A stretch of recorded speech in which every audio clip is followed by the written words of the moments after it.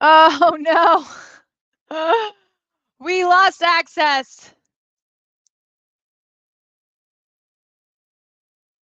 No, it's I gotta relog in. Okay. Oh,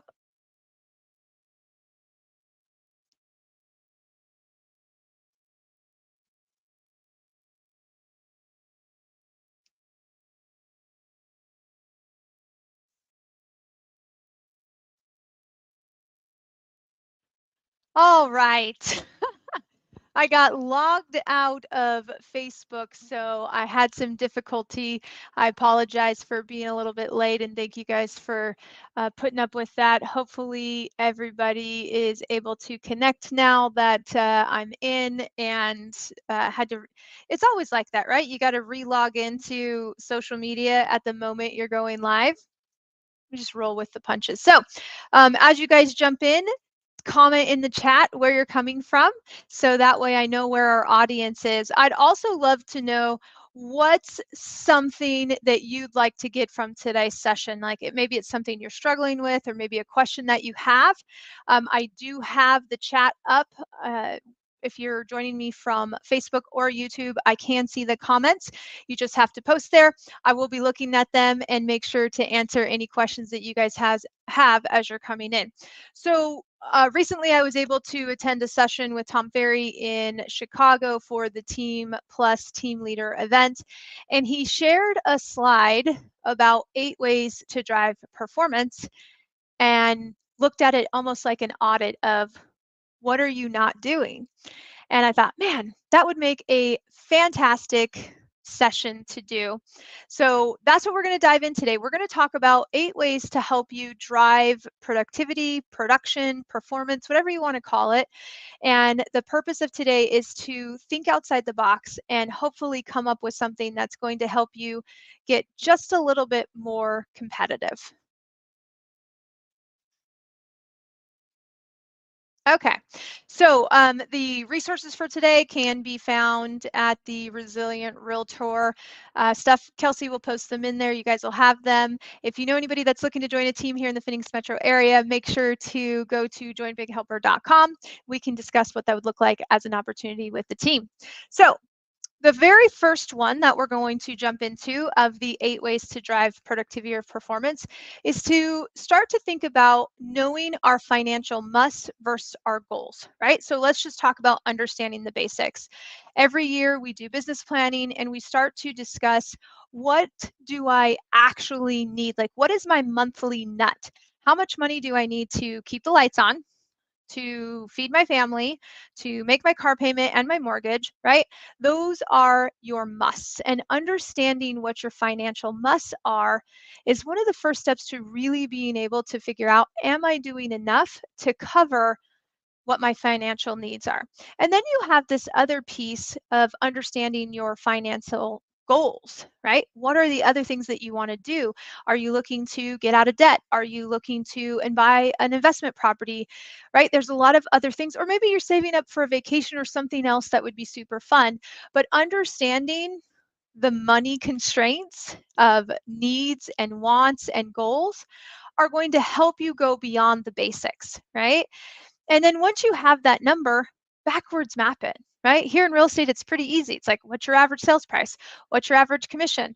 Let's go ahead and, figure out how many units do I need to sell 2 homes a month to be able to cover my absolute, musts, or is it 1 home a month, right? Is 1 home a month cover my must, and then the other, everything after that is gravy going towards debt or going towards savings or going towards anything else that's going to help you kind of push yourself performance wise.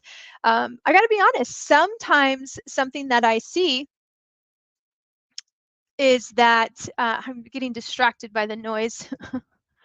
So sometimes what I see is that people make so much money that they lose motivation. So this is really important. Like if you have a very high price point and you get really big paychecks, you've got to have a clear understanding of what you're doing with this money, because you may be like, I don't have to work so hard. I just got a massive paycheck. That's not a safe place to be in, right? We don't want roller coaster income. So understanding that is the very first thing that I would say, and one of the top things that you should do. Up next, I would go into understanding your motive for action, right? And this goes into our why, our motivation, and our motivational triggers, right? Or I should say vision. So our why, our vision, and our motivational triggers. So I've never been like super into it's not true. I understand my why, but a lot of times my why isn't really my driving. I just like to work. I'm a person that likes to work. And so working for me is easy because I really enjoy working. So having a strong, clear why wasn't something that was important to me. But the more that I experience success and the more that I experience, working with people, if they don't understand what it's all about, it can just start to get like burnout. And it could not be compelling enough to really push past what's comfortable, right? And we really have to push past what's comfortable to be able to increase our production and increase our productivity. So that's the first thing is, can you get crystal clear on what you're working for? It was, there was a time where Meryl and I, we had a lot of debt because we had a failed business before we became real estate agents. And when we got crystal clear on, we were paying off our debt so we could start building our rental portfolio, it was painful, but it was actually a huge motivation because we would meet every single month to go over our debt snowball to see what we paid off, what credit card, what was, it was so helpful. And then it was start checking off the list, right? So if you don't have a strong, compelling reason to perform, it's going to be difficult to push yourself past what's comfortable. And something that I'm seeing right now is that the real estate landscape is that you have to push yourself past what's comfortable, right? So get into your vision, right? Start thinking about, what is it going to look like when I achieve this? What will it feel like? What will this give me? What opportunities will I have? Who will I be able to influence? Who will I be able to help? Right? A lot of times it's like, what's that going to look like from a social impact? If you haven't taken a moment, one of the things that I suggest is to use ChatGPT. Use ChatGPT as a journal. Have it ask you questions one at a time to really help you figure out your why, your vision, and what motivates you when things get hard. That last one says pain or pleasure. Well, yeah, you also need to know if you are a move away from pain person or more towards pleasure. And we're going to talk about some pleasure and different things like that. But understanding your motivation for action is really important. And then you guys know I'm always on a soapbox of tracking and measuring. So the next thing is you have to have trackable lead measures because you want a focused approach, a proactive approach. You want to do things that you know are going to drive results. That's why a lot of times we have coaches, right? That's why I've had a coach for, every important aspect of my life, is that I want someone to help me focus my efforts on things that are going to drive results. So you've got your leading indicators and your lagging indicators. Focus on the leading indicators because that's how you can influence the results. And then don't forget that feedback loop, right? So once a week I meet with my health coach and we go over my nutrition, we go over my water intake, my steps, we go over everything. And that's kind of that feedback loop of what I did this past week. Did it work? Right? Are the activities that I'm doing going to get me to my goals? So you need trackable lead measures or trackable activities and close that feedback loop so you can focus on things that are going to drive results. That brings you to your doable action items, right? We're looking for clearly defined things to do. Think of it as your daily checklist. Just like a pilot, before they take off on a flight, they go through their checklist. You need that kind of clarity to be able to focus. Detailed action items. And when you have clarity, you reduce decision fatigue. Decision fatigue is a very real thing. Typically by like Friday afternoon, I'm decision fatigued out, right? Like that's not where I'm at my highest brain power or my willpower even. My willpower is not as great as I'd want it to be. So my kids probably get away with a lot of things on a Friday afternoon, right? So clarity and focus is our clarity gives you focus on activities that are going to drive results, right? So also sometimes these goals are really big. We're going into business planning season where we really start to break down our goals for 2024 and how we're going to get there. That's the next thing as we build these doable action items, it can feel really hard to say, hey, I need to have 250 dials, right? Every single week if you're doing the 100K in 100 days. What do I just need to do today? Okay, 50, right? I just need to do 50. Well, that's more actionable. So don't be afraid to break it down into smaller, more manageable bite-sized pieces to be able to give momentum. Because then when you hit 50, you're like, oh, wow, I can't believe I did 50. Or maybe you count by tens, whatever is going to be, motivating for you, but you want to start to build momentum. I love habit trackers for that reason. I love to see like how many days in a row I rode my Peloton or how many days in a row I logged my food in my Fitness Pal. And those are things that are really motivating for me because I like to see my momentum building. So think about how you can scoreboard or track your momentum as you are focusing on these items. So the other thing that's going to, help is look to get into a competition. I know Merrill just joined a competition. Someone that he knows was doing a weight loss competition. And so he got in, right? Because he just wanted a little extra push, right? So think of this as a constructive environment. He could continue to go on his own with this, but he thought, you know what? I want to focus and put myself in an environment where maybe there's an opportunity to have an accountability partner. So he's using this competition that he just joined as part of accountability, right? Something's at stake. He actually had to pay $100 to get into the competition. I like to do a lot of competitions like that because I feel like you have skin in the game. And when you have skin in the game, you take it a little bit more serious. So think about focusing on growth through competition. It's not all about rivalry because you can do teams. And, a lot of times you will do more for other people than you will for yourself, right? That's another reason to put yourself into a competition. It gives you that extra push and you can also learn from each other. I was in, a mastermind this morning where I was able to learn from other people to help my business and help me grow. Competition does that. Don't be afraid of competition, right? I would also say you really, really, really want to have something up. You need a scoreboard, right? You need community and you need to be able to visualize and see how you're doing. You need engagement. So I told you I'm a big fan of habit trackers. I use a lot of habit trackers, whether it's like a sticker chart, maybe go back to grade school and you get a sticker for every time you do your hour of power, or you get to put a little tally mark. But then if you are running competitions, you can scoreboard it and see like, where do I fall? A lot of times I'll have my coaching clients go in and say, okay, where do you rank in your MLS? Where do you rank, in your brokerage?